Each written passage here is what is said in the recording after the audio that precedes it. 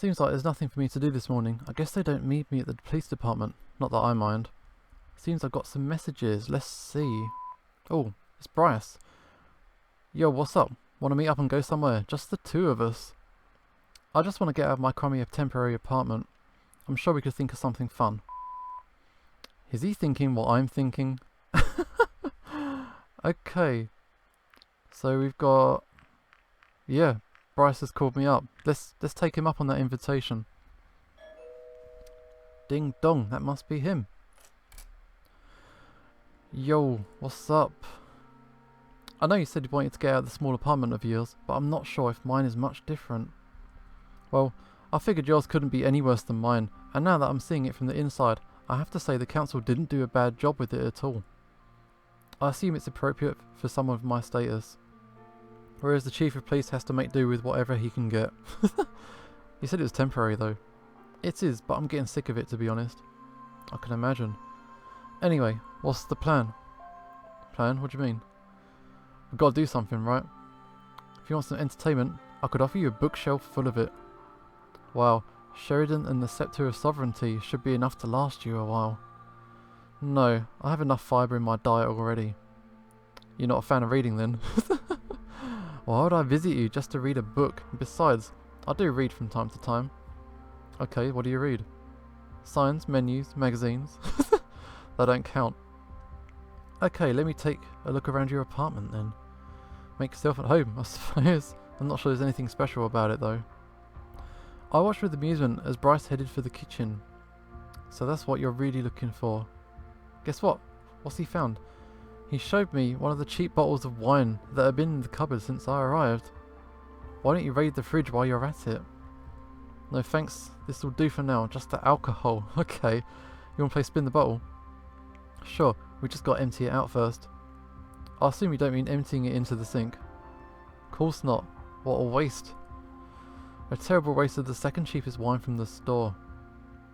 I don't know how you humans are with stuff like that, but here we don't throw away anything that's perfectly good. I'm not sure this wine would qualify as perfectly good. Don't be a snob about wine, just drink it. Hey, at least it's not the absolute bottom of the barrel though. You gonna help me with this or not? Okay. Sure, let's drink. Let's make it one glass for you and the rest for me. You think that's fair? If I had to guess, I'd say I weigh 5 to 10 times as much as you do, so this is as fair as it gets. Okay, fine. I opened the kitchen cabinet to find an appropriate vessel for Bryce, but when I turned to ask him about it, he had already opened the bottle, and he was suckling on it like a baby. What? That's a weird verb to use. Okay, suckling. I suppose that means I ain't got to do no dishes. And how does it taste? Like wine, I guess. Cheap wine besides. I thought you were more of a beer person. Yeah, I'll take what I can get. Just a few minutes later, the bottle had been emptied completely. I'm not sure if drinking like a dragon is a phrase, but if it isn't, it should be. Hey, not everyone can drink like me. Okay, he's got that immunity. And now we can finally play spin the bottle. Do we need more people for that? Damn, you're right, now I drank all of this for nothing. Somehow, I think the whole spin the bottle thing was just an excuse so you could drink the wine. What? I would never do such a thing. Yeah, right. Well, we could still play it with just the two of us. At that point, we wouldn't even need the bottle anymore. Okay, where's your sense of funness? Is that even a word? Maybe. We're here to relax, lighten up. It's a bit hard to lighten up given everything that's been happening here. If anything, it's worse now than it's ever been. Reza's actions are threatening our agreement, and with it the survival of everyone I know back home. But what really takes the cake is that he may have it out for me because I'm helping all of you. You want to have this conversation right now? Okay, let's have it. Just let it all out. Okay, why don't we talk about Maverick? He may have it out for me because he thinks I'm working with Reza. And me, I'm just here, right in the middle of the whole mess, just trying to make the best of it. You know, you're only involved in the investigation because we needed your help, right? I know, and I'm doing what I can, but that doesn't mean it's making the situation any easier. You think I don't know that? Me, the one responsible for every action our police is taking in the matter? If you want to go ahead and blame someone, blame me. I can take it. I'm not blaming you. I'm just saying the whole situation is something I'm not very comfortable with. And whose responsibility is that? However you look at it, it's me. I was the one who didn't listen to Maverick, back when he had his suspicions about Reza. If we had acted then, this whole thing might not have spiraled out of control like it did. And despite what you might think about him, he was the one who found Reza's hideout, even after I forced him into sick leave. We were practically at Reza's front door, and he still got away somehow. If I had done something different, we might have caught him. Let this be my official apology to you. I apologise for anything I might have done to wrong you. I'm sorry for putting you through all of this, and having to involve you in our work while trying to fix this whole mess, because in the end, this is all my responsibility. Don't apologise, my dude. Oh my god. He held the empty bottle against the wall to the other side of the room where it shattered into pieces. And what do you want me to do? Oh my god. Don't be pissed, dude. Don't be a bad drunk. I don't know. Sad face. Do you think it's easy for me, seeing so many people die on my watch? Do you think I don't keep asking myself the same questions? What I could have done differently, and if that would have made a difference? You think, as chief, I'd be used to it by now, but I'm not. How could someone ever get used to this? It's my duty, you know, but I can't save them all. I never could. You know what happened out on patrol today? We found a dead child and her mother in their home, in the outskirts of town. What? The mother died from some sort of illness, and after that, the daughter never left her side again, as if she had just given up on life. You try and think how you might explain something like that to the relatives, but I guess in this case we got lucky, because the father was one of Reza's earlier victims. What the fuck, man? That's cold. You've been to more than enough crime scenes by now. How have you remained so calm? Do all of those who have died not matter to you? I'm sorry for making you look at a corpse on your very first day here, but you know I had to. Your help here has been invaluable, and it's not like I could ask anyone else. It's the same for me, really. Sure, they could ask someone else to be chief, but if I'm the one who's best suited for the job, who am I to reject that? Otherwise, I'd have to blame myself for every mistake the other chief made. And that's why you drink. It might come as a surprise, but actually, the alcoholic police chief used to be a huge stereotype in this world. Really? Yeah, totally. Yeah. The research about alcoholism in the police force is out there, but the general populace doesn't know about it. It's all just internal documents. And why don't people know? They don't want to know about unhappy things like that. Besides, they trust their chief. If they knew about it, maybe they'd start to have their doubts. I thought it was common knowledge that you visit the bar fairly often enough that you're friends with the bartender. Yeah, Zhong. I don't know, maybe they don't realise how it affects me. They see someone who can drink a lot and does it for fun. They don't realise what it means. What other stereotypes about the police are there in your world? I mean, like eating donuts or something. That's the biggest one. I see. Well, alcoholism and suicide both are huge problems in law enforcement. Suicide? Yeah. If you have to deal with the things we do on a daily basis, it can affect you in pretty bad ways. Everyone has their breaking point. We all just cope in our own different ways. Some do it better than others. That's why I'm worried about Maverick right now, and why I wish you'd known him as long as I have. You think he's at a breaking point then? He's taken the whole Reza situation very personally. I'm worried about him, you know. Just like I'm worried about everything else, until we can sort out the whole mess. It's personal for me too. No matter what you may think about Maverick, or what he may think of you, he still found Reza's hideout, which led us to the generators. I guess you've both helped a lot in this investigation.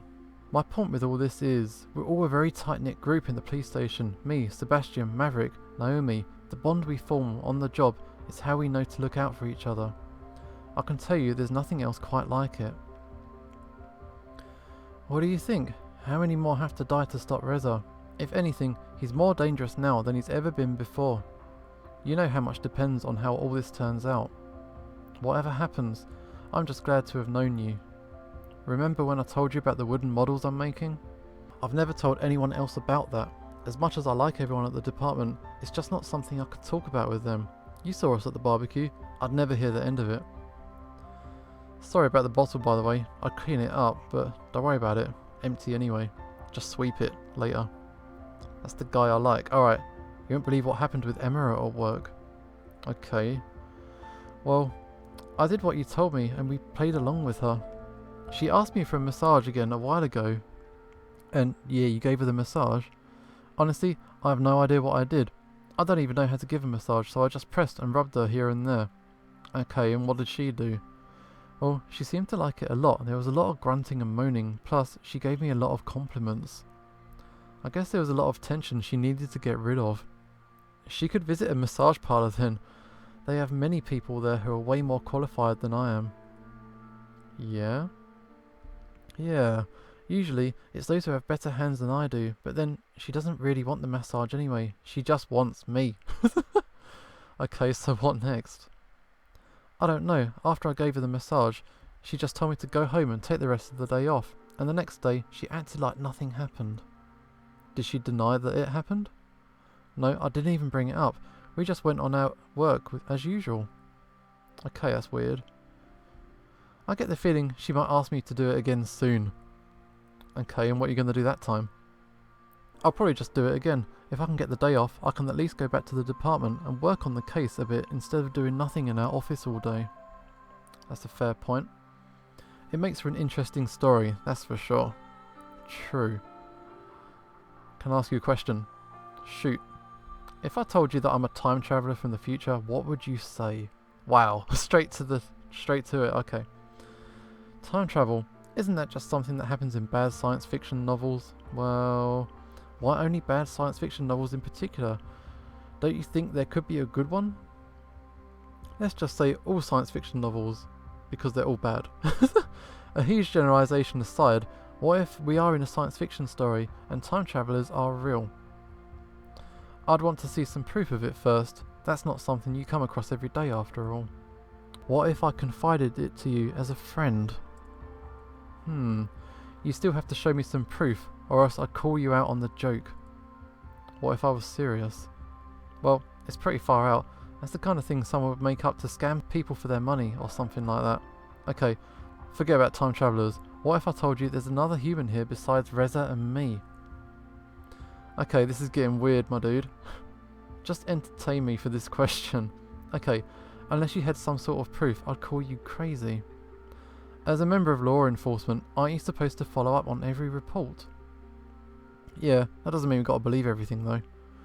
If there's no proof, we'll look for proof, and if we don't find some, well, without any proof or leads to follow, there's nothing we can do anyway. I see. By the way, when you and Sebastian went to the farmhouse to go after Reza, you just left me alone with Maverick in the same room. Yeah, you totally did. I was worried for a few seconds. Don't worry about him. You mentioned that you had a talk with him about a week ago, and that didn't end badly for you either. He might be scary, but I don't think you need to be afraid of him. He's got a very strong sense of justice, so he wouldn't do anything to you without a good reason. When we were alone, we had an opportunity to talk, where he made his position very clear. Did he threaten you? No, I was honest with him, and in turn, I think he was honest with me as well. Aha. Yeah, I had nothing to hide, and if he was willing to talk, I wasn't going to turn down the opportunity. And how did that go? I think he doesn't suspect me as much anymore. Leaving you alone with him wasn't such a bad thing after all. I guess so. You lucked out though, it wasn't by...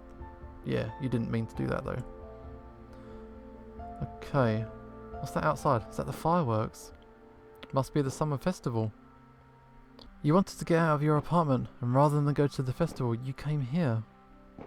The festival isn't really anything special for me anymore. Seen one, seen them all. Besides, it's usually more of a thing for families, really. Okay. Are those the fireworks people keep talking about? No. They have a fireworks show every evening. Nobody really cares about the first couple of days. It's only on the last day when they bring out the big ones. I watch those ones. Okay, so if there's big explosions, then you care. Well yeah, but it's a big tradition here. Maybe even an ideological one, you know. Everyone in the whole town united under the stars watching the beautiful fireworks. It's a thing. People have been telling me for the last few days how I just have to see them. You know, you kind of owe it to us as an ambassador to take part in the cultural event like that. I'm gonna go anyway, you don't need to convince me. Wanna come with me? I know all the good viewing spots. Most of the popular ones are usually super crowded, and we probably want to avoid those ones. I can't promise anything right now, but I'll keep it in mind. Well, you got my number. Let me know as soon as you can. No problem. You know, Those fireworks are also often a couple thing. I'm not surprised. They can set the mood for a romantic evening. Well, they're still going on outside right now. Are you saying you want to go outside and watch? No. I'm saying we could take the conversation elsewhere. Namely, the bedroom. Okay. Bedroom time. The bedroom here is nothing special, I can assure you of that. Well, it's better than the one I have right now. You know, when you stepped over the last time and we shared the couch, I took it as a sign. Did that mean anything to you? Or was it just two friends sharing a couch that was clearly too small for two people who just wanted to stay friends? Yeah, you can see what he's getting at.